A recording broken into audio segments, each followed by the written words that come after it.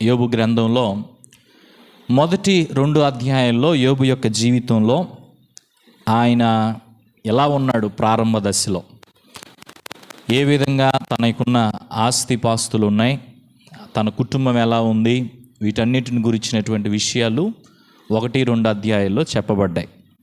దాంతోపాటు ఆయన జీవితంలోకి దేవుడు అనుమతించిన తీసుకొచ్చిన కష్టాలను గురించి కూడా 1-2 అధ్యాయాలు మనకు వివరిస్తూ ఉన్నాయి.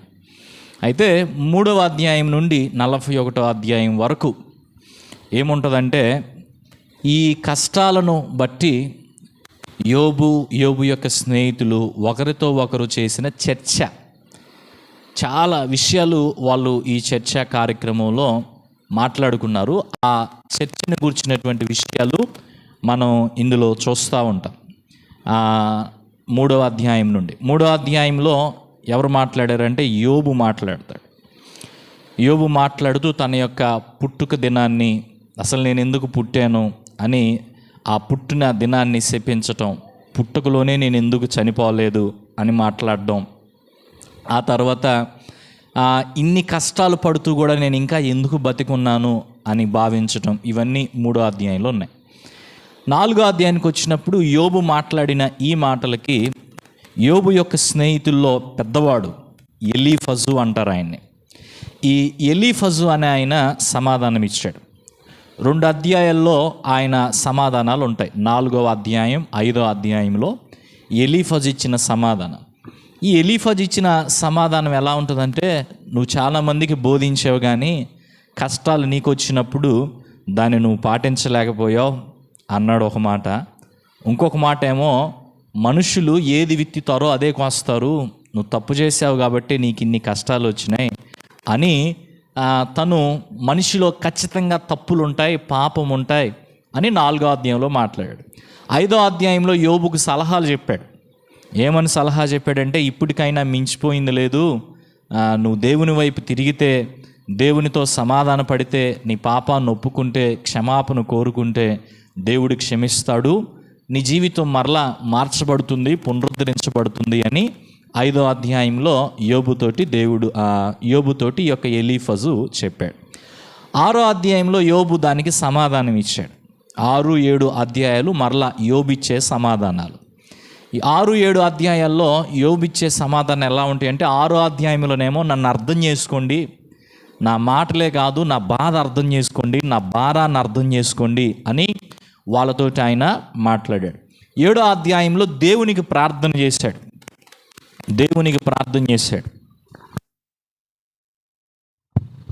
ఆయన చేసిన ఆ ప్రార్థనలో తన యొక్క బాధను బట్టి యోబు దేవునికి చేసిన విన్నపాలు 7వ అధ్యాయంలో ఉంటాయి.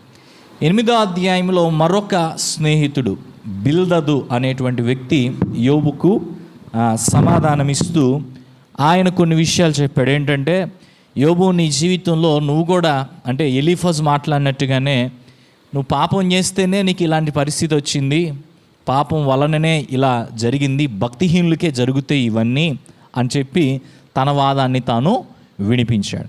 దానికి యోబు సమాధానం ఇస్తూ 9-10 అధ్యాయాల్లో ఆయన కొన్ని మాటలు చెప్పాడు. అందులో ఆయన ఏం చెప్పాడంటే,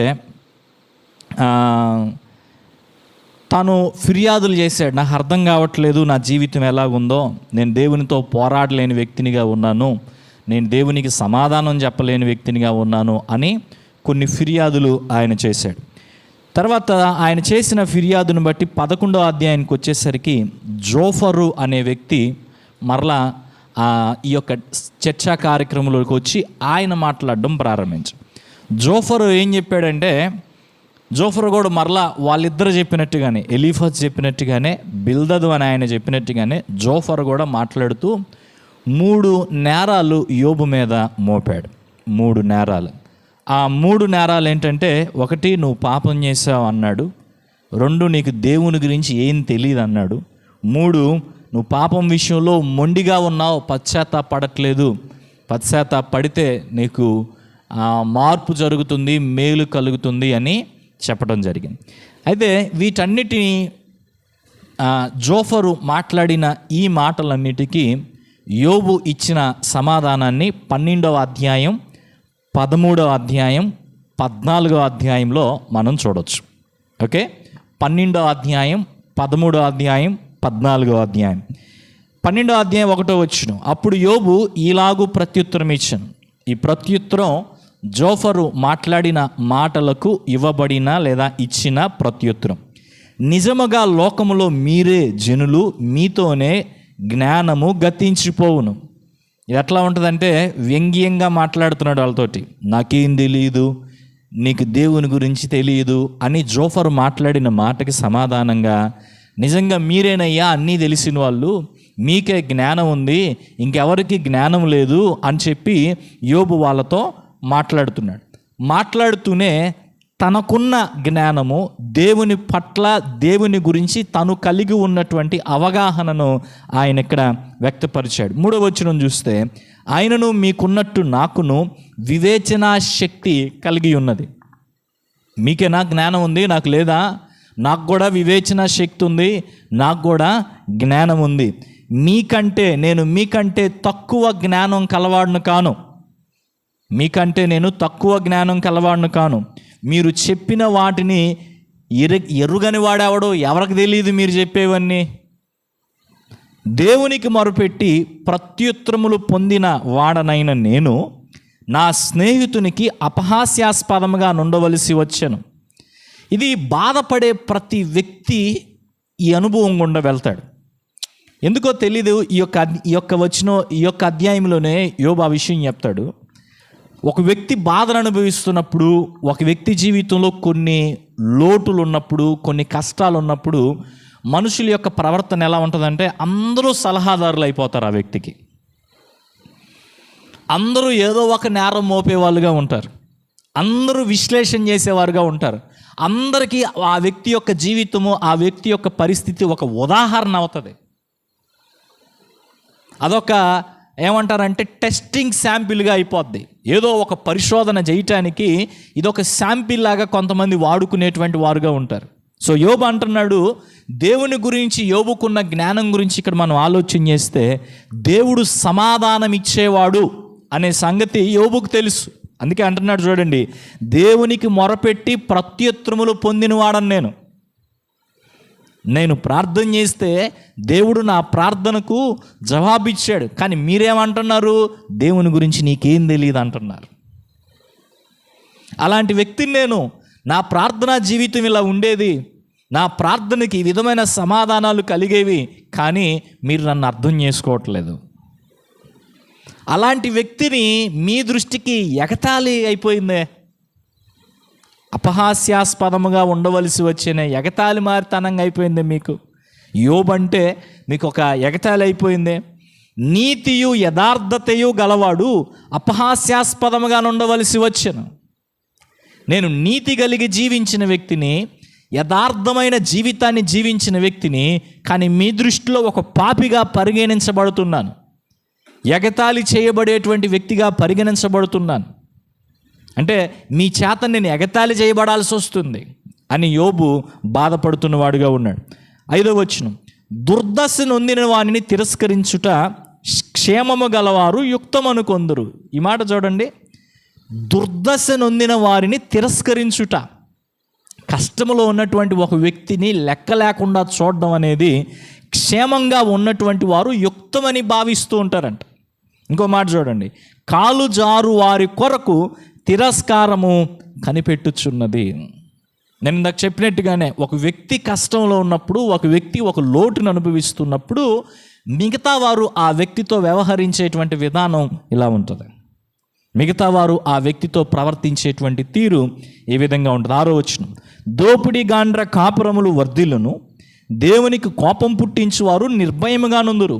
వారు తమ బాహుబలమే తమకు దేవుడను కొందురు. ఆయనను మృగములను విచారించుము, అవి మీకు బోధించును. ఆకాశ పక్షులను విచారించుము, అవి మీకు తెలియజేయను. మృగాలను చూడండి, ఆకాశ పక్షులను చూడండి, అవి చెప్తాయి దేవుని గురించి మీకు జ్ఞానం. నాకు జ్ఞానం లేదంటున్నారు, మీకెంత జ్ఞానం ఉందో చూసుకోండి. దేవుని గురించిన మీకెంత జ్ఞానం, దేవుని గురించి మీరెంత జ్ఞానం కలిగి ఉన్నారో చూసుకోండి.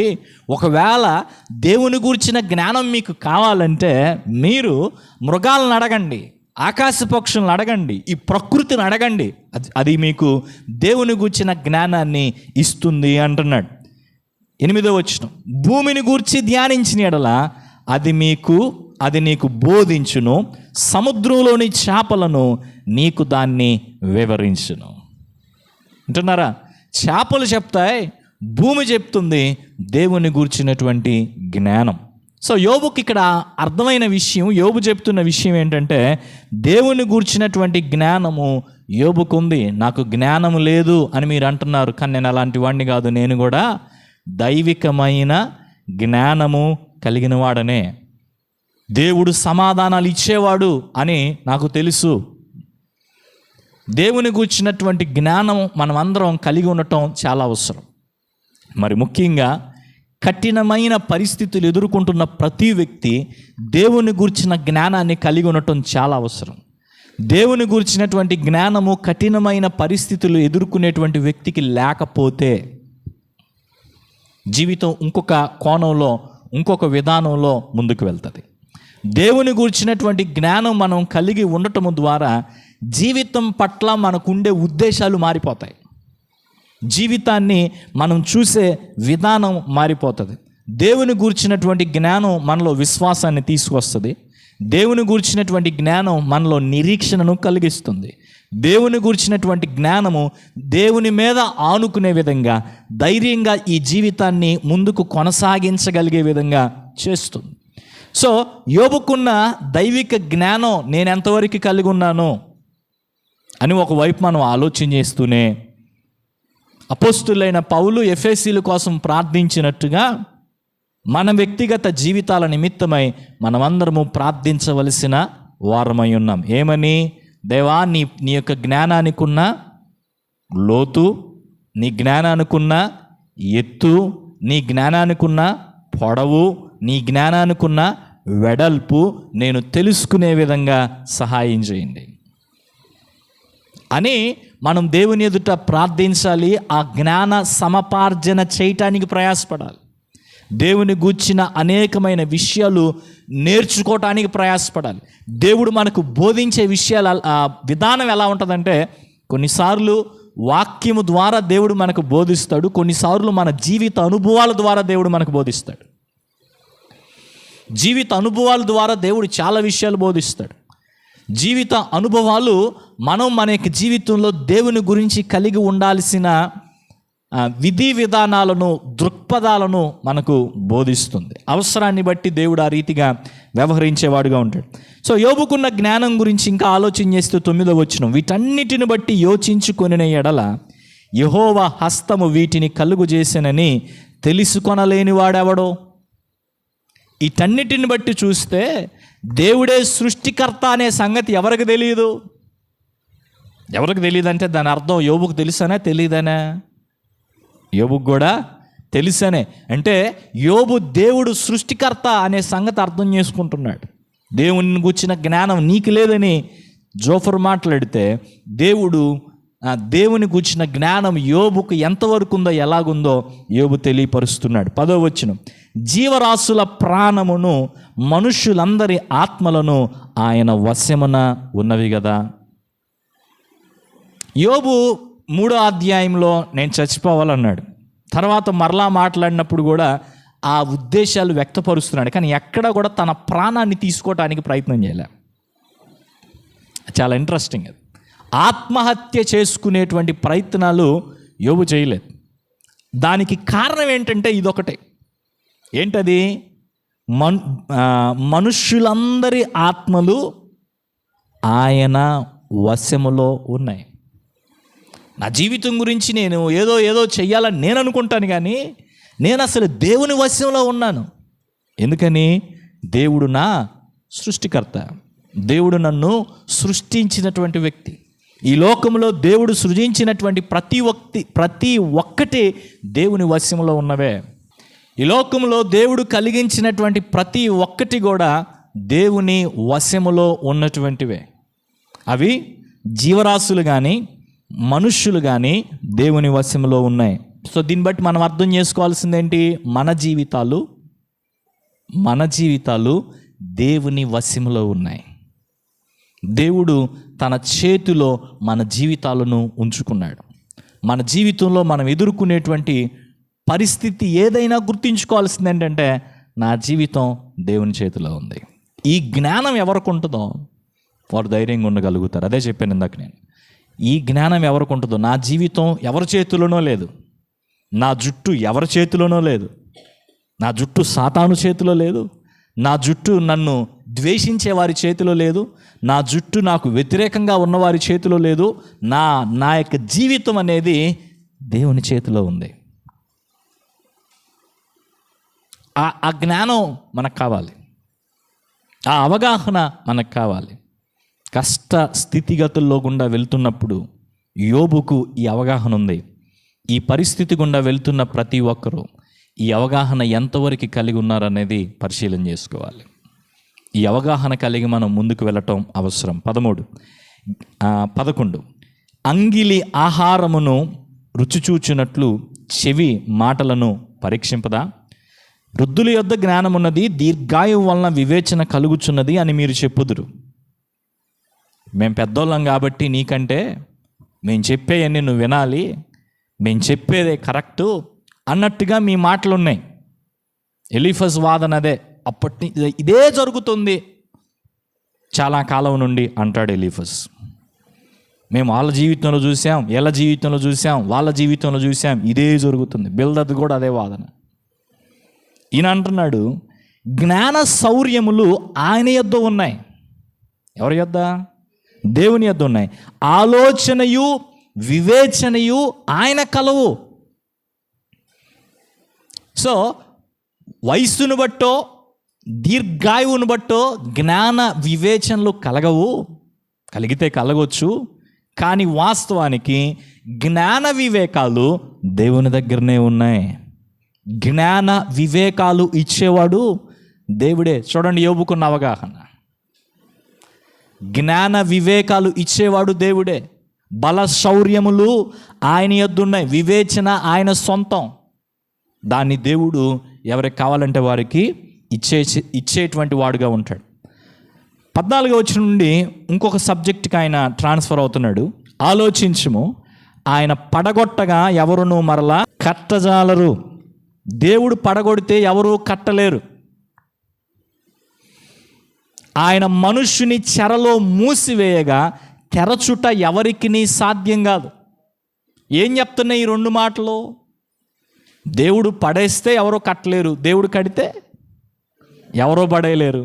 దేవుడు తెరిస్తే ఎవరు ముయ్యలేరు, దేవుడు మూస్తే ఎవరో తెరవలేరు. దాన్ని ఆయన ఇంకా వాదించాడు. 15వ వచనం కూడా చూడండి. ఆలోచించుము, ఆయన జలములను బిగబట్టగా అవి ఆరిపోవును, వాటిని ప్రవహింపనివ్వగా అవి భూమిని ముంచివేయను. అర్థమవుతుందా? గేట్లు మూసేసినప్పుడు నీళ్ళు ఇక్కడికి వస్తాయా? రావు. గేట్లు ఎత్తితే, గేట్లు తీస్తే ప్రవాహంలాగా నీళ్ళు వస్తాయి.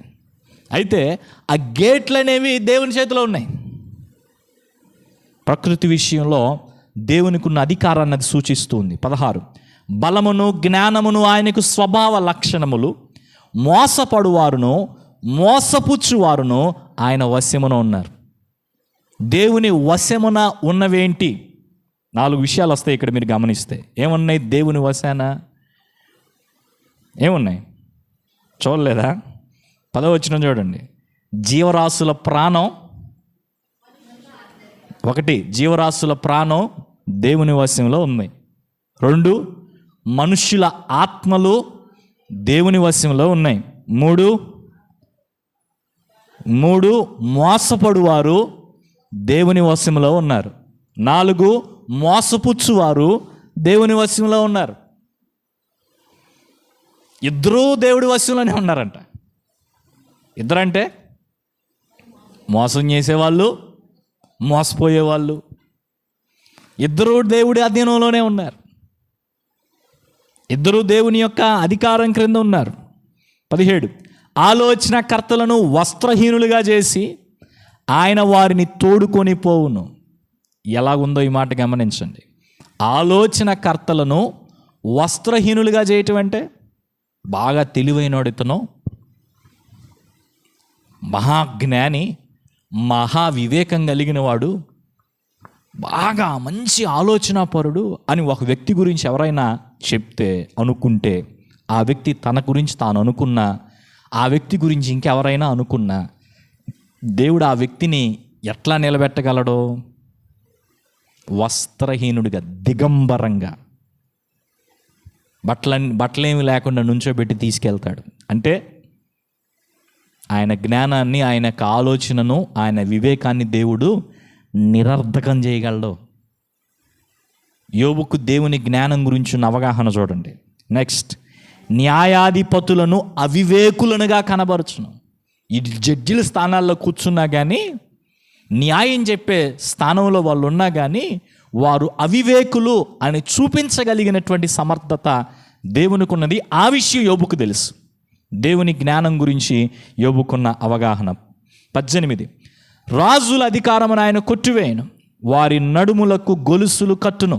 అధికారంలో ఉన్నటువంటి వ్యక్తిని అధికారి స్థానము నుండి కిందకు దించి బానిసగా నడుముకు గొలుసులు కట్టి లాక్కెళ్ళగలిగినటువంటి సమర్థత దేవునికి ఉంది అని యోబు ఎరిగిన వాడుగా ఉన్నాడు. 19, యాజకులను వస్త్రహీనులుగా చేసి వారిని తోడుకొని పోవును, స్థిరముగా నాటుకొనిన వారిని ఆయన పడగొట్టును.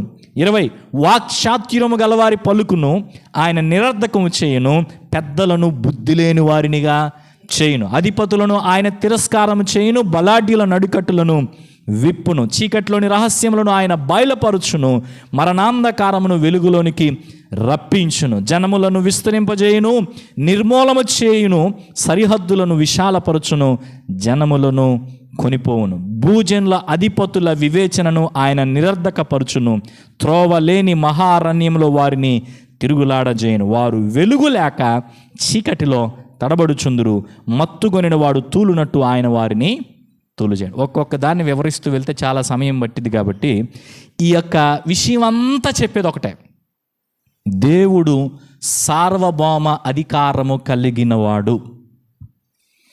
ఈ అధ్యాయంలో 3 ముఖ్యమైన విషయాలు నేను మీ దృష్టికి తీసుకొచ్చాను. మీరు గమనిస్తే, 1, దేవుడు సమాధానం ఇచ్చేవాడు అని యోబుకు అర్థమైంది. 2, దేవుడు సృష్టికర్త కాబట్టి ఆయన వశములో నా జీవితం ఉంది, ఆయన వశములో మోసపుచ్చేవారు ఉన్నారు, ఆయన వశములో మోసపోయేవారు ఉన్నారు, ఆయన వశములో జీవరాశుల ప్రాణాలు ఉన్నాయి. అంటే ఆయన వశములో నేను కూడా ఉన్నాను, మనుషులందరి ఆత్మలు కూడా ఉన్నాయి అని యోబుకు అర్థమైంది. యోబుకు ఆ జ్ఞానం ఉంది. 3, దేవుడు సార్వభౌమ అధికారం కలిగిన వాడు. అంటే ఆయన ఏది చెయ్యాలనుకుంటే అది చేస్తాడు. ఆయన ఏది చెయ్యాలనుకుంటే అది చెయ్యనివ్వకుండా దేవుణ్ణి ఆపగలిగిన వారు ఎవరూ లేరు. మంచి చేయాలనుకుంటే చెయ్యనివ్వకుండా ఆపగలిగిన వారు లేరు, కీడు చేయాలనుకుంటే చెయ్యనివ్వకుండా ఆపగలిగిన వారు కూడా లేరు. అది సో దేవుని యొక్క సార్వభౌమ అధికారము గూర్చినటువంటి జ్ఞానము నాకుంది అని దేవుని గురించి తనకున్నటువంటి ఆ జ్ఞానం యోబు ఇక్కడ బయలుపరిచాడు. ఇది మీ మాటలు వింటుండగా మొదటిగా మన హృదయానికి మనం వేసుకోవాల్సిన ప్రశ్న ఏంటంటే, యోబుకు దేవుని గూర్చి ఏ విధమైనటువంటి జ్ఞానం ఉందో ఆ జ్ఞానం నాకెంత ఉంది? ఇది మొదటి ప్రశ్న. యోబుకి దేవుని గూర్చిన జ్ఞానం ఎంత ఉందో ఆ జ్ఞానం నాకెంత ఉంది? నేను ఎంతవరకు దేవుని గూర్చినటువంటి జ్ఞానం కలిగి ఉన్నాను?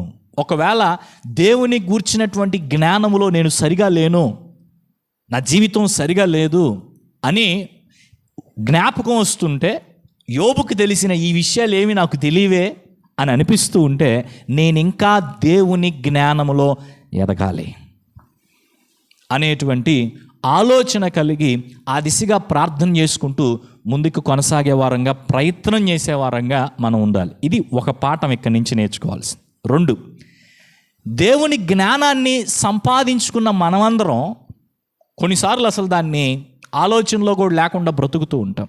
మరి ముఖ్యంగా కష్టమైన పరిస్థితులను ఎదుర్కొంటున్న ప్రతి ఒక్కరు కూడా ఈ యొక్క దినం ఈ మాటలను బట్టి ఈ అధ్యాయంలో యోబు మాట్లాడిన మాటలను బట్టి గుర్తించాల్సిన విషయం ఏంటంటే, మన జీవితంలో ఏమి జరిగినా మన జీవితాలు దేవుని వశములో ఉన్నాయి. ఆయనకి తెలియకుండా ఎలాంటి చెడు నాకు జరగదు, ఆయనకి తెలియకుండా ఎలాంటి కష్టము నాకు రాదు. ఆయన మంచివాడు. అదే 9-10 అధ్యాయాల్లో యోబు మాట్లాడేది. నాకు జీవితంలో ఏం జరుగుతుందో నాకు తెలియట్లేదు, నేను దేవునితో పోరాడలేను, నేను దేవునికి సమాధానం చెప్పలేను అని తన యొక్క నిస్సహాయమైన స్థితిని ఒకవైపు యోబు వ్యక్తపరుస్తున్నప్పటికీ, ఆ నిస్సహాయమైన స్థితిలో మన యొక్క జీవితాల్లో మనం ఉన్నప్పటికీ మనం గుర్తించాల్సిన ఒక విషయం ఏంటంటే, దేవుడు మంచివాడు, మేలు చేసేవాడు. నా జీవితాన్ని తన చేతిలో ఆయన ఉంచుకొని ఉన్నాడు. ఆయనకు తెలియకుండా నా యొక్క జీవితంలో చీమ కూడా చిట్టుక్కమన్నదో ప్రతి ఒక్కటి ఆయన వశములో ఉన్నాయి. అయితే ఇప్పుడు మన యొక్క జీవితాలను దేవుడు తన వశంలో ఉంచుకున్నాడు. ఇక మన ఆలోచనలు మన వశం కాకుండా దేవుని వశం చేసుకోవటం మంచిది. ప్రధానికి భయపడుతూ, ఆలోచన చేస్తూ, చింతిస్తూ కొనసాగకుండా విశ్వాసంతో ధైర్యంగా ముందుకు కొనసాగడానికి మనము ప్రయత్నం చేసేటువంటి వారంగా ఉండాలి. అది ఈ అధ్యాయం ద్వారా యోబు మనతో మాట్లాడుతున్న విషయం. 13వ అధ్యాయం 1వ వచనం, ఇదిగో నా కన్ను ఇదంతయు చూచెను, నా చెవి దాన్ని విని గ్రహించి ఉన్నది. మీకు తెలిసినది నాకును తెలిసే ఉన్నది, నేను మీకంటే తక్కువ జ్ఞానం కలవాడును కాను. కంటిన్యూషన్ ఇది. 12వ అధ్యాయంలో దేవుని గురించిన జ్ఞానం గురించి ఆయన ఏమేమైతే చెప్పాడో దానన్నిటి గురించి ఏమంటున్నాడంటే, ఇదిగో నా కన్ను అదంతయు చూచెను. అంటే ఇప్పుడు ఎక్కడి నుంచి 14వ వచనం నుంచి దేవుని సార్వభౌమ అధికారం గురించి గొప్ప విషయాలు చెప్పాడు యోబు. చెప్పి ఇప్పుడు ఏమంటున్నాడు, నేను అవన్నీ చూచాను, నా చెవులు అవన్నీ గ్రహించే, ఆ సంగతుల గురించి నాకు మంచి అవగాహన ఉంది. 2వ వచనం, మీకు తెలిసినది నాకు కూడా తెలుసు, నేను మీకంటే తక్కువ జ్ఞానం గలవాడిని ఏమాత్రం కూడా కాదు. అందుకే నేను ప్రతిసారి ఈ విషయాన్ని గుర్తు చేస్తూ ఉంటాను. సమస్యల్లో గుండా వెళ్తున్న వ్యక్తిని, కష్టాల్లో గుండా వెళ్తున్న ఏ వ్యక్తిని తక్కువ అంచనా వేయొద్దు. సామెత ఒకటి ఉంటుంది, పడ్డోళ్ళందరూ చెడ్డోళ్ళు కాదు, తిక్కలోళ్ళు కాదు, చేతగానోళ్ళు కాదు. పడ్డారు ఎందుకో, అంత మాత్రం చేత వాళ్ళ జీవితం పనికిరాయింది అయితే కాదు. ఆ లెక్క కట్టొద్దు, వాళ్ళని అట్లా చూడొద్దు, అలా మాట్లాడొద్దు, ఆ విధంగా సలహాలు ఇవ్వద్దు. యోబు అంటున్నాడు, మీకు తెలిసినవన్నీ నాకు కూడా తెలుసు, ఇంకా చెప్పాలంటే మీకంటే ఎక్కువే తెలుసు. మరి ఎందుకు నా జీవితం ఎందుకో ఇట్లుంది వాళ్ళతో? అందుకే మనం, దేవా ఇలాంటి వ్యక్తులతో నేను మాట్లాడేటప్పుడు ఏం మాట్లాడాలో, ఎలా మాట్లాడాలో నాకు వివేచన దయచేయమని ప్రార్థన చేసుకుని జాగ్రత్తగా మనం మాట్లాడే వారంగా ఉండాలి. ముఖ్యంగా ఈ సమస్యకు ఒకటే పరిష్కారం ఏంటంటే, ఎదుటి వ్యక్తిని తక్కువగా భావించే స్వభావం పోతే సరిపోద్ది. అది తీసేసుకోవాలి. బైబిల్ మనకు బోధించేది ఏంటంటే, మనలో ప్రతి ఒక్కరము ఒకరికంటే ఇంకొకరిని ఎట్లా ఎంచుకోవాలి? యోగ్యులుగా ఎంచుకోవాలి. నాకంటే అతను బెటర్ అనుకోవాలి, కానీ ఆయనకేం తెలియదు అనుకోకూడదు, ఆమెకేమి చేత కాదు అనుకోకూడదు. ఇంకొన్నిసార్లు వాళ్ళ జీవిత పరిస్థితులను బట్టి, వారు అనుభవిస్తున్న కష్ట నష్టాలను బట్టి ఆ లెక్కకు కట్టొద్దు, చేతగాని వాళ్ళ లెక్కకు కట్టొద్దు. అది ఇక్కడ యోబు యొక్క బాధ. 3వ వచనం, నేను సర్వశక్తుడగు దేవునితో మాట్లాడగోరుచున్నాను. మీరు కాదు అసలు, మీతో మాట్లాడే దండగా. నేను దేవునితోనే వాదింపగోరుచున్నాను, మీతో నేను వాదించడానికి నాకు ఇంట్రెస్ట్ లేదు. 4వ వచనం, మీరైతే అబద్ధములు కల్పించేవారు. ఎందుకు? మీతో కుదరదు, నేను దేవుడితోనే వాదిస్తానని యోబు అంటున్నాడంటే, మీరు అబద్ధాలు కల్పించేవారు, లేనిపోని అన్నీ నా మీద పెడుతున్నారు, నేను చేయని అన్ని చేశాను అంటున్నారు. నెక్స్ట్, మీరందరూ పనికి మాలిన వైద్యులు. ఎట్లా ఉంది ఆ మాట చూడండి, అది మనకేమన్నా వర్తిచ్చిద్దేమో చూడండి. పనికి మాలిన వైద్యులు అంటే చేతగాని డాక్టర్లు అంటున్నాడు ఒక రకంగా. ఏమి ఇంజెక్షన్ ఇస్తున్నారు మీరు నాకు? కష్టాల్లో ఉన్నటువంటి నాతో మాట్లాడే మాటలు ఇవే. పనికిమాలిన వైద్యులు. మీరు కేవలము మౌనముగా నుండుట మేలంటే మీరిచ్చే వైద్యం ద్వారా, మీరిచ్చే మందుల ద్వారా నాకు ఎట్లాంటి మేలు కలగట్లేదు, నా బాధ ఇంకా ఎక్కువ అవుతా ఉంది. మీరు అసలు ఏం చేయొద్దు, నోటి మీద వేలేసుకొని కూర్చోండి, అది చాలు నాకు. తర్వాత అది మీకు జ్ఞానమని ఎంచబడును. మీరు నిజంగా తెలివైన వాళ్ళు అయితే అది ఇప్పుడు చేయాల్సిందే, ఎందుకంటే మీరు మాట్లాడే మాటలన్నీ సరిగా లేవు. దయచేసి నా వాదం వినుడి, నేను ఆడు వ్యాజ్యము నాలకించుడి. దేవుని పక్షంగా మీరు అన్యాయపు వాదన చేయుదురా? ఆయన పక్షంగా మాట్లాడుతున్నాం అనుకొని అన్యాయంగా మాట్లాడతారా? ఆయన పక్షంగా మీరు మోసములు పలుకుతారా? ఆయన ఎడల మీరు పక్షపాతం చూపుతారా? దేవుని పక్షమున మీరు వాదింతురా? 9, ఆయన మిమ్మల్ని పరిశోధించుట మీకు క్షేమమా? లేక ఒకడు నరులను మోసం చేయనట్లు మీరు ఆయనను మోసం చేయుదురా? మీరు రహస్యంగా పక్షపాతము చూపిన ఎడల నిశ్చయముగా ఆయన మిమ్మును గద్దించును. ఆయన ప్రభావము మిమ్మును భయపెట్టదా? ఆయన భయము మీ మీదకి రాదా? దేవుని గురించి మాకు చాలా తెలుసు అంటున్నారు కదా, మీకు దేవుడు అంటే భయం లేదా అడుగుతున్నాడు వాళ్ళని. ఇన్ని మాటలు మాట్లాడుతుంటే దేవుని గురించినటువంటి భయం మీకు లేదా? ఆయన ప్రభావం మీకు భయాన్ని పుట్టించలేదా? 12, మీ హెచ్చరిక మాటలు బూడిద సామెతలు, మీ వాదములు మంటి వాదములు, మట్టి మాటలాగా మీ మాటలు ఉన్నాయి. 13, నేను మాట్లాడేదను, నా జోలికి రాక మౌనులై ఉండండి. నన్ను మాట్లాడనియండి, మౌనంగా కూర్చోండి. బాధపడుతున్నటువంటి వ్యక్తి ఆర్తనాదం ఎలా ఉంటుందో యోబు మాటల్లో స్పష్టంగా కనబడతా ఉంది. తర్వాత నా మీదికి వచ్చినది ఏదో అది వచ్చునుగాక. వచ్చేదేదో వచ్చిద్ది, నేనైతే మాట్లాడతాను.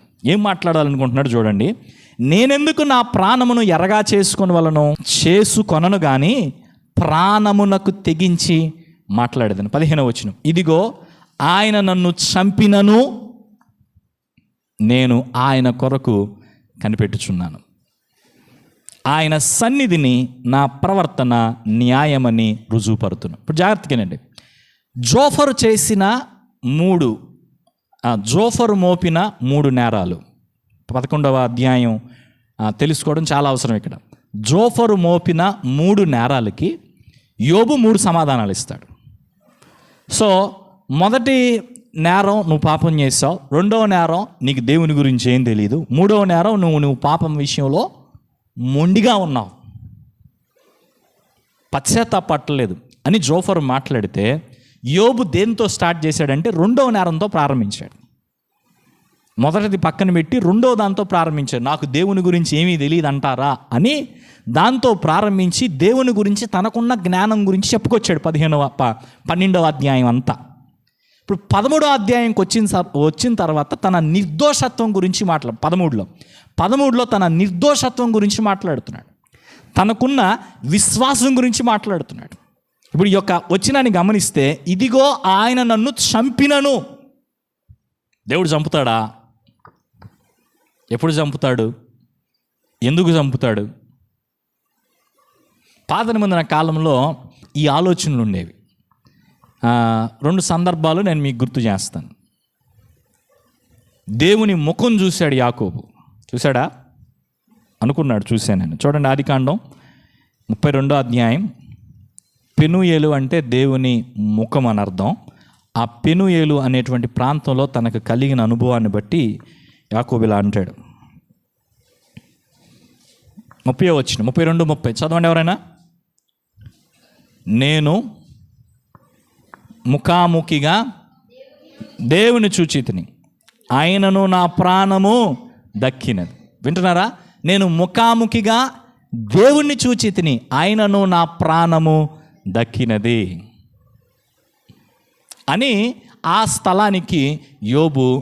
స్థలానికి యాకోబు పెనుయేలు అని పేరు పెట్టాడు. అంటే దేవుణ్ణి చూస్తే నేను చచ్చిపోవాలి, అది కదా. దేవుణ్ణి చూస్తే నేను చచ్చిపోవాలి అనేటువంటి భావం ఉంది అప్పట్లో. అంతేకాదు సంసోను వాళ్ళ తల్లిదండ్రులకు కూడా ఇదే ఆలోచన ఉండేది. న్యాయాధిపతుల గ్రంథం 13వ అధ్యాయం 22-23 వచనాలు చూడండి. మనము దేవుణ్ణి చూసాం కాబట్టి చచ్చిపోతాం, దేవుణ్ణి చూసాం కాబట్టి చచ్చిపోతాం. ఇప్పుడు యోబు మాటలు, ఈ సందర్భంలో యోబు మాటలు అర్థం చేసుకోండి. ఈ విషయాలు తెలియాలి, తెలిస్తేనే అర్థమవుతాయి. ఈ సందర్భంలో అంటే ఈ బ్యాక్డ్రాప్లో ఈ విషయాలు మనసులో ఉంచుకొని ఈ మాటలు చదివితే, ఇదిగో ఆయన నన్ను చంపినను. దేవుడు ఎందుకు చంపుతాడు అంటే వాళ్ళకున్న అవగాహన ఏంది? దేవునికి దగ్గరగా వెళ్తే, దేవుణ్ణి ముఖాముఖిగా చూస్తే, దేవుణ్ణి కలుసుకునే ప్రయత్నం చేస్తే ఏమైద్ది? నేను చచ్చిపోతాను. ఇంకో వచనం కూడా చూద్దామా? నిర్గమాకాండం 33వ అధ్యాయం 20వ వచనం చూద్దాం. ఇది మోషేకు సంబంధించిన వ్యవహారం. ఆయన, నీవు నా ముఖమును చూడజాలవు, ఏ నరుడును నన్ను చూచి బ్రతకడు. దేవుడే చెప్పాడు ఆ మాట, ఏ నరుడును నన్ను చూసి బ్రతకడు. కాబట్టే వీళ్ళు అలా అనుకుంటున్నారు, దేవుని ముఖాన్ని చూశాను నేను కాబట్టి నేను చచ్చిపోతాను, నేను ఇంకా బ్రతుకున్నానేంటి అని ఆశ్చర్యపోతున్నాడు యాకోబు. నేను చచ్చిపోతాను అని చెప్పి మనోహ యొక్క భార్య వాళ్ళు ఆ విధంగా భావిస్తూ ఉన్నారు. ఈ ఆలోచన మనసులో ఉంచుకుని వీళ్ళందరికంటే ముందు జీవించిన యోబు మాట్లాడుతున్న మాటలు ఏంటంటే, ఇదిగో ఆయన నన్ను చంపినను నేను ఆయన కొరకు కనిపెట్టుచున్నాను. సో దేవుణ్ణి సమీపించటం అనేది, వ్యక్తిగతంగా దేవుణ్ణి కలుసుకోవటం అనేది కొంత రిస్క్తో కూడుకున్న పని అయినా యోబు ఆలోచన ప్రకారం ఎలా మనం దేవుని సన్నిధికి సమీపంగా వెళ్తాము? విశ్వాసంతో.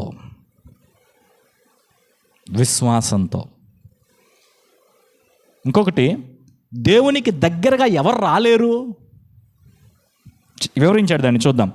ఆయన సన్నిధిని నా ప్రవర్తన న్యాయమని రుజువుపరుతును, ఇదియు నాకు రక్షణకరమైనదగును. భక్తిహీనుడు ఆయన సన్నిధికి తెగింపడు. భక్తిహీనుడు ఆయన సన్నిధికి తెగింపడు. దేవుని సన్నిధికి భక్తిహీనుడు రావడానికి ఇష్టపడ్డు. మరి అలాంటప్పుడు దేవుని సన్నిధికి వచ్చేది ఎవరు? భక్తి కలిగిన వారు, నిర్దోషమైన జీవితాన్ని జీవిస్తున్నటువంటి వారు. అది ఇక్కడ యోబు యొక్క ఆలోచన. నేను దేవుని కోసం కనిపెట్టుకుంటానంటే, ఈ వచనాల్లో నువ్వు పాపం చేశావు అని వాళ్ళు మాట్లాడిన మాటలకి, నేను పాపం చేయలేదు, నేను దేవుడితోనే చెప్తాను ఈ విషయాలు, ఆయనతోనే నేను వాదిస్తాను, ఆయనకి దగ్గరగా నేను వెళ్తాను, ఆయన నన్ను చంపినా సరే నేను ఆయన కోసం కనిపెట్టుకుంటాను అని విశ్వాసంతో యోబు ప్రవర్తిస్తున్నవాడుగా ఉన్నాడు. 17, నా వ్యాజ్యములను శ్రద్ధగా ఆలకించుడి, నా ప్రమాణ వాక్యములు మీ చెవులలో చొరనీయుడి. ఆలోచించుడి, నేను నా వ్యాజ్యమును సరి చేసుకుని ఉన్నాను, నేను నిర్దోషిగా కనబడుదనని నాకు తెలియను. అది ఎలాంటి మాట? నేను నిర్దోషిగా కనబడుదనని నాకు తెలియను అంటే తనకున్న నిర్దోషత్వం ఆయన తెలియపరుస్తున్నాడు. యోబుకున్న దైవిక జ్ఞానం మనకు కావాలి. 2, యోబుకున్న నిర్దోషమైన జీవితం మనకు కావాలి. దేవుడే సాక్ష్యం ఇచ్చాడు యోబు యొక్క నిర్దోషత్వాన్ని చూసి. అంటే ఆయన అసలు ఏ తప్పు చేయలేదా అంటే చిన్న చిన్న పొరపాట్లు ఉంటే ఉండొచ్చేమో, కానీ దేవుని చేత అంగీకరింపబడ్డాడు, నీతిమంతుడిగా పిలువబడ్డాడు. అంతేకాకుండా యోబుకున్న విశ్వాసం మనం మన జీవితాల్లో కలిగి ఉండేటువంటి వారమై ఉండాలి. 19, నాతో వ్యాజ్యమాడ చూచువాడెవడు? ఎవడైనా నుండి ఎడల నేను నోరు మూసుకొని ప్రాణము విడిచెదను. ఈ 2 పనులు మాత్రం నాకు చేయకము, అప్పుడు నేను నీకు విముఖుడనై ఉండను. ఏంటి ఆ 2 పనులు? నీ చెయ్యి నా మీద నుండి తొలగింపుము, నీ భయము నన్ను బెదిరింపనీయకము. ఎవరితో చెప్తున్నాడు ఈ మాటలు? యోబు దేవునితో చెప్తున్నాడు. నేను నీతో మాట్లాడతాను, కానీ నేను నీతో మాట్లాడాలంటే, నీకు దగ్గరగా రావాలంటే 2 పనులు చేయి నా కోసం. ఏంటి ఆ 2 పనులు? నా మీద నుండి నీ చెయ్యి తొలగించు, నీ భయం చేత నన్ను బెదిరించవద్దు. అప్పుడు నీవు పిలిచినలా నేను నీకు ఉత్తరం ఇచ్చేదను, నేను పలికేదను, నీవు నాకు ఉత్తరం ఇమ్ము. నా దోషములెన్ని, నా పాపములెన్ని, నా అతిక్రమమును నా పాపమును నాకు తెలియజేయము. నీవేళ నీ ముఖమును మరుగు చేసుకొంటివి, నన్నేల నీకు పగవానిగా ఎంచుచున్నావు? ఇటు అటు కొట్టుకొని పోవచ్చున్న ఆకుని నీవు వేధించేదవా? తన జీవితాన్ని ఎట్ట చూసుకుంటున్నాడు చూడు యోబు. ఒక ఆకుతో పోల్చుకున్నాడు. ఎండిపోయిన చెత్తను తరుముదవా? నీవు నాకు కఠినమైన శిక్ష విధించి ఉన్నావు. నా బాల్యకాలపు పాపములను నాకు స్వాస్యముగా నీవు విధించి ఉన్నావు. బొండలలో నా కాళ్ళు బిగించి ఉన్నావు. నా ప్రవర్తన అంతయు నీవు కనిపెట్టుచున్నావు. నా అరికాళ్ళ చుట్టూ గిరిగీసి ఉన్నావు. మురిగి క్షీణించుచున్న వాని చుట్టూ చిమ్మెట కొట్టినట్టు వస్త్రం వంటి వాని చుట్టూ గిరిగీసి వానిని కనిపెట్టుచున్నావు. సో యోబు యొక్క జీవితంలో యోబు పడుతున్నటువంటి ఈ బాధలన్నిటి మధ్య దేవుని కొరకు కనిపెట్టుకోవడం, దేవుని యందు విశ్వాసముంచి జీవించడం యోబు చేస్తున్నవాడుగా ఉన్నాడు. దేవుని పట్ల జ్ఞానం కలిగిన వాడుగా ఉన్నాడు. 2, దేవుని యందు విశ్వాసం కలిగిన వాడుగా, నిర్దోషమైన ప్రవర్తన కలిగి జీవించేటువంటి వాడుగా ఉన్నాడు. శ్రమల గుండా వెళుతున్నటువంటి ప్రతి వ్యక్తికి ఇవి కావాలి. నా జీవితం దేవుని వశంలో ఉన్నది అనేటువంటి జ్ఞానం కావాలి. 2వది, దేవుని కొరకు కనిపెట్టుకునే విశ్వాసం కావాలి. దేవుని కొరకు కనిపెట్టుకునేటువంటి విశ్వాసము మనం కలిగి ఉన్నప్పుడు మన యొక్క జీవితాల్లో ఆ శ్రమల మధ్య, కష్టాల మధ్య మనము చక్కగా ముందుకి కొనసాగగలిగేటువంటి వారంగా ఉంటాం. తన జీవితంలో యోబు నాకు ఏమైనా పర్వాలేదు, చచ్చిపోయినా ఇబ్బంది లేదు, ఎట్టయినా ప్రాణం పోయేదే, కానీ దేవుని యొద్దకు వచ్చి దేవునితో మాట్లాడి దేవుని కొరకు కనిపెట్టుకొని దేవుని చేత నిర్దోషి అని తీర్పు పొంది నేను మరణిస్తాను అని ఒక బలమైన నిర్ణయంతో, తీర్మానంతో యోబు యొక్క మాటలు మాట్లాడుతున్నవాడుగా ఉన్నాడు. కాబట్టి దినాన దేవుని వాక్యాన్ని మనం వింటుండగా దైవిక జ్ఞానం మనకు ఎంత ఉందో పరిశీలించుకుందాం. అంతేకాకుండా దైవికమైనటువంటి అంటే దేవుని పట్ల విశ్వాసం ఎంతవరకు మనం కలిగి ఉన్నామో, ఎంతగా దేవుని కొరకు మనము కనిపెట్టుకోగలుగుతున్నాం అనేది ఆలోచిద్దాం. ఆ విషయాలను మనం ఆలోచించుకుంటూ మన జీవితాల్లో మన నిర్దోషత్వాన్ని పరిశీలించుకుందాం. యోబు జీవితంలో పాపము లేకుండానే ఆయన మీదకి ఈ కష్టాలు వచ్చాయి. కానీ అది అందరికీ వర్తించేది కాదు. మిగతా వాళ్ళ జీవితాల్లో పాపం ఉండటానికి అవకాశం ఉంది, పాపము కలిగి జీవించటానికి అవకాశం ఉంది. అయితే మనము యోబు చెప్పినట్లుగా దేవుని ఎదుట నేను నిర్దోషిగా కనబడతాను అని చెప్పగలిగినట్లు మన జీవితాల్లో ప్రభు అయిన యేసుక్రీస్తు వారిని కలిగి ఉండి పరిశుద్ధాత్మ దేవుని యొక్క సాన్నిధ్యంలో మన పాపములను ఎప్పటికప్పుడే తొలగించుకుంటూ, మానుకుంటూ, శుద్ధి చేసుకుంటూ దేవుని ఎదుట నిర్దోషులుగా నిలబడగలిగినటువంటి వారమై, అలాంటి జీవితాన్ని జీవించేటువంటి వారమై ఉండుట చాలా చాలా అవసరం. అలాంటి కృప దేవుడు మనకు దయచేయాలని మనం భావిస్తూ దేవునికి మనల్ని మనం అప్పగించుకునేటువంటి వారుగా ఉందాం. 14వ అధ్యాయం కూడా మనం చూడొచ్చు, కానీ సమయం మించిపోయింది. రేపు ఆ భాగాన్ని పరిశీలిద్దాం. పరిశుద్ధుడైన తండ్రి, నీకు వందనాలు చెల్లిస్తున్నాం. యోబు గ్రంథ ధ్యానాల్లో దేవా, మేము సంక్షిప్తంగా నేర్చుకుంటున్న ఈ విషయాల్లో మీరు మాతో మాట్లాడుతున్న సంగతుల కొరకు వందనాలు చెల్లిస్తూ ఉన్నాం.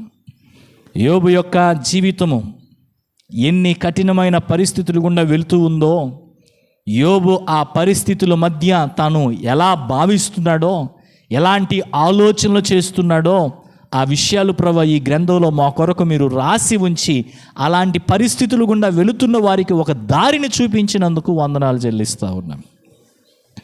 ఒక ప్రోత్సాహం వారికి కలిగిస్తున్నందుకు వందనాలు చెల్లిస్తూ ఉన్నాం.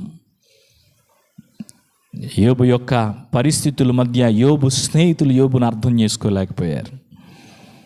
యోబు యొక్క జీవితాన్ని ప్రభువా భూతద్దంలో పెట్టి చూస్తూ, వాళ్ళకి తెలిసిన జ్ఞానం చొప్పునే వాదిస్తూ యోబును వేధించారు. అందుకే యోబు వారిని పనికిమాలిన వైద్యులను పిలుస్తున్నాడు. మా జీవితాల్లో ప్రభు మేము అలాంటి వారంగా ఏమాత్రం ఉండకుండా వివేచన కలిగిన వైద్యులంగా, వివేచన కలిగి ఒక వ్యక్తికి ప్రభువా ఇచ్చే సలహాల్లో కానీ మాట్లాడే మాటల్లో కానీ ఉండటానికి సహాయం చేయండి.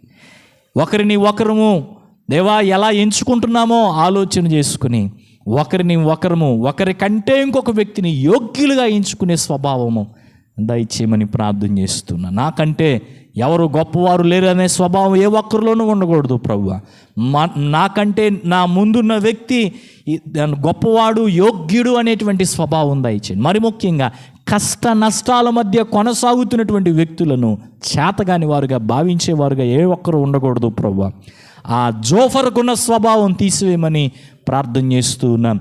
దేవా, యోబు నోరు తెరిచి చెప్తున్నాడు, నేను మీకంటే జ్ఞానం కలిగిన వాడనే, కానీ నా జీవితం ఇలా అయిపోయింది అంటున్నట్టుగానే ఈ దినం ప్రభువా ఈ మాటలు విన్నవారిలో కానీ, దేవా మాకు తెలిసిన వారిలో కానీ ఎవరెవరు ఈ స్థితిలో ఉన్నారో వారందరికీ మీరు ఓదార్పు దయచేయండి. ఎంతో జ్ఞానవంతులైనప్పటికీ, ఎంతో ప్రార్థనాపరులైనప్పటికీ, ఎంతో ఆత్మీయులైనప్పటికీ, ఎంతో సేవ చేసిన వారైనప్పటికీ, ఎంతో గొప్ప జీవితాన్ని కలిగిన వారైనప్పటికీ ఒక దుర్దశను వారు అనుభవిస్తూ ఉన్నారు ప్రభువా. ఆ దుర్దశను బట్టి అసహ్యులుగా ఎంచబడుతున్నారు, ఆ దుర్దశను బట్టి చేదరించబడుతున్నారు, ఆ దుర్దశను బట్టి వారి యొక్క జీవితాలు ప్రభువా మరో రకంగా మారిపోతున్నాయి.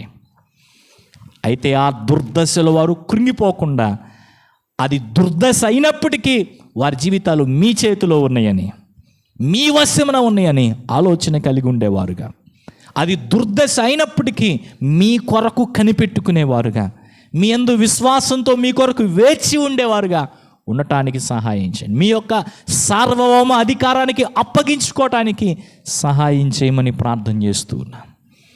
వారి జీవితంలో మిమ్మల్ని గూర్చి వారు కలిగి ఉన్నటువంటి జ్ఞానము, వారి యొక్క జీవితంలో మీ పట్ల వారు కలిగి ఉన్న విశ్వాసము, వారి జీవితంలో వారు కొనసాగిస్తున్న నిర్దోషమైన జీవితము వారిని విజయానికి చేర్చున్నట్లు సహాయం చేయండి.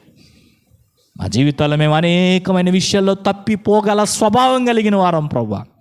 మాలో పాపం లేదని మేము చెప్పుకుంటే మమ్మల్ని మేము మోసపుచ్చుకుంటామని నీ యొక్క వాక్యం తెలియపరుస్తూ ఉంది.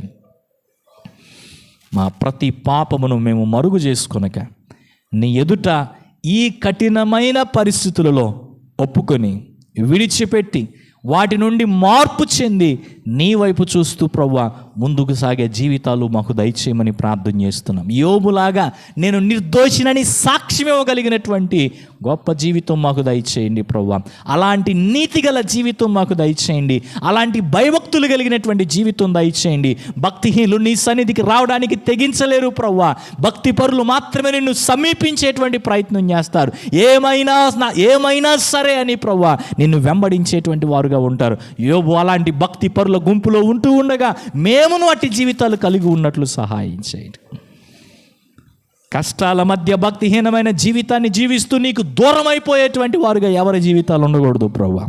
కష్టాల మధ్య నీ కొరకు కనిపెట్టుకునేవారుగా, నీ సన్నిధిని చేరేవారుగా, నీకు దగ్గరగా చేరేవారుగా, వారి యొక్క నిర్దోషత్వాన్ని పరిశీలించుకుంటూ చేరేవారుగా, వారి పాపములు ఒప్పుకుంటూ నిన్ను చేరేవారుగా, నీకిష్టమైన జీవితాన్ని జీవిస్తూ నీకు దగ్గరగా చేరేవారుగా, నీ కొరకు ఎదురు చూసేవారుగా ఉన్నటకు సహాయం చేయండి. అలాంటి కృప ప్రతి ఒక్కరికి దయచేయమని ప్రార్థన చేస్తున్నాం. ఈ మాటలు ఎవరికి అవసరమో, ఎవరితో ఈ దినాన్ని ఈ మాటలు మీరు వినిపింపజేశారో వారి యొక్క జీవితాల్లో ఈ మాటలు ఫలించి తగిన కాలములో వారికి అవి మేలు చేయనట్టు, ఇలాంటి స్థితిగతుల్లో ఉన్నటువంటి అనేక మందికి ఈ మాటలు ప్రకటించబడినట్లు అవి వారిని సిద్ధపరుచున్నట్లు సహాయం చేయమని ప్రార్థిస్తున్నాం. ఈ వాక్య ప్రయాణంలో మీరు మాకు తోడైండి. నీ గ్రంథాన్ని దేవా సమగ్రంగా నేర్చుకోవాలన్నటువంటి తలంపుతో ప్రభువా మేము చేస్తున్నటువంటి ఈ యొక్క ప్రయాణంలో ఏ దినానికి ఆ దినమే నూతనమైన తలంపులతో మీరు మమ్మల్ని ముందుకు తీసుకుని వెళ్ళమని ప్రార్థన చేస్తున్నా. పరిచర్లో తోడున్నందుకు మరొకసారి స్తోత్రాలు చెల్లిస్తూ ప్రభువును రక్షకుడైన యేసయ్య నామములో ప్రార్థిస్తున్నాం తండ్రి. ఆమేన్.